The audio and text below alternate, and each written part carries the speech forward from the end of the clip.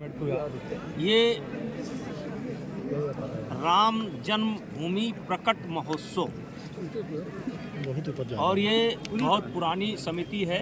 जब रामलला विराजमान हुए थे सन 1950 में, तब से आज ही के दिन एक शोभा यात्रा निकलती है और उसी शोभा यात्रा में शामिल होने के लिए आज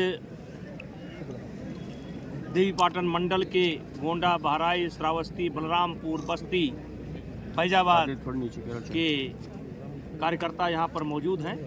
चूँकि संख्या को सीमित रखना है और इसमें अभी माननीय मुख्यमंत्री जी का कार्यक्रम इस समय चल रहा है, तो व्यवस्था की दृष्टि से उनके जाने के बाद हम लोग यहाँ से निकलेंगे और क्षीरेश्वर नाथ जो भगवान शिव का मंदिर है वहाँ से यात्रा प्रारंभ होगी और पूरे रामकोट और राम जन्मभूमि की परिक्रमा करके इस यात्रा का समापन हो जाएगा।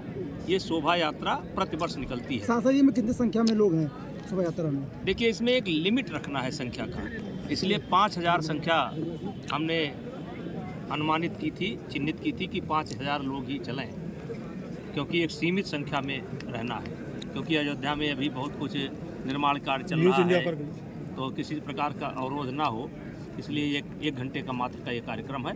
इस समय हम लोग सरजू जी के एकदम किनारे उत्तरी छोर पर, आप अयोध्या से कह सकते हैं कि एयर दूरी 2 किलोमीटर पर हम लोग बैठे हुए हैं और 1 बजे के बाद संभावना है हम लोग यहाँ से निकलेंगे और साधु संतों के नेतृत्व में एक ये उत्सव मनाया जाता है, उसमें हम लोग शामिल हैं। सांसद, जिस तरीके से कांग्रेस ने राम मंदिर पर प्रतिष्ठा कार्यक्रम का निमंत्रण छोड़ दिया, उसके बाद लगातार कांग्रेस के नेता एक के बाद एक इस्तीफा दे रहे हैं। आज मिलिंद देवरा जो 55 साल का रिश्ता खत्म करते उन्होंने कांग्रेस छोड़ दिया। देखिए, जाको प्रभु दारुण दिखतीना ताकि मत पहले हर लीना।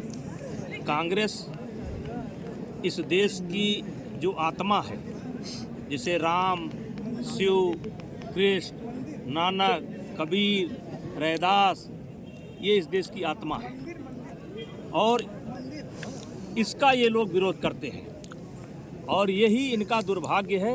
इसीलिए ये बढ़ने के बजाय लगातार रसातल में जा रहे हैं। सांसद जी, जिस तरह से साधु संतों का सम्मान कर रहा है देश पूरा, वही पश्चिम बंगाल में जिस तरह से साधु संतों के ऊपर आक्रमण हुआ, किस नजरिए से देखते हैं?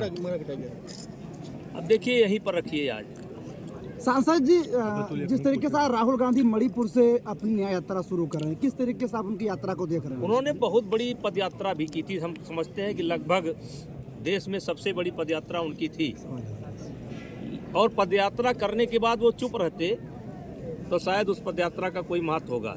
इनकी न्याय यात्रा का महत्व भी समाप्त हो गया है, क्योंकि इन्होंने भगवान राम के जन्मभूमि को विवाद में खड़ा किया है। ये जो 500 वर्ष का एक लंबे संघर्ष के बाद भगवान रामलला विराजमान हो रहे हैं और इस पर इन्होंने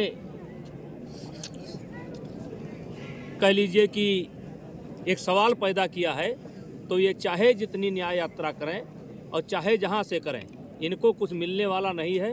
2024 में कोई वैकेंसी खाली नहीं है।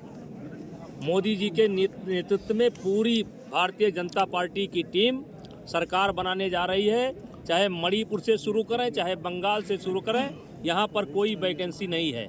यहाँ वैकेंसी फुल हो चुकी है मोदी जी के नाम से। सांसद जी, सरकार का इंडिया गठबंधन की बैठक हुई, मल्लिकार्जुन खड़गे को इंडिया गठबंधन का संयोजक बनाया गया है। किस तरीके से आप देख रहे हैं? उसमें अखिलेश यादव, नीतीश कुमार ये सब शामिल नहीं थे, किस तरीके से देख रहे हैं? एक तो बनने में भी बहुत दिक्कत है और बन भी जाए तो कोई फर्क नहीं पड़ता है।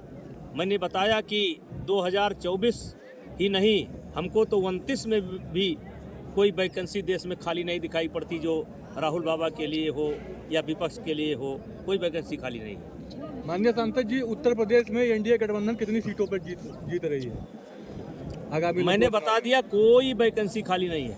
पूर्ण बहुमत की सरकार बनने जा रही है। सर, न्योता को उन्होंने स्वीकार कर लिया है, उन्होंने कहा कि हम प्रतिष्ठा के बाद में आएंगे। ये अपनी अपनी राय है, उसको विवाद में ले जाने की आवश्यकता नहीं है।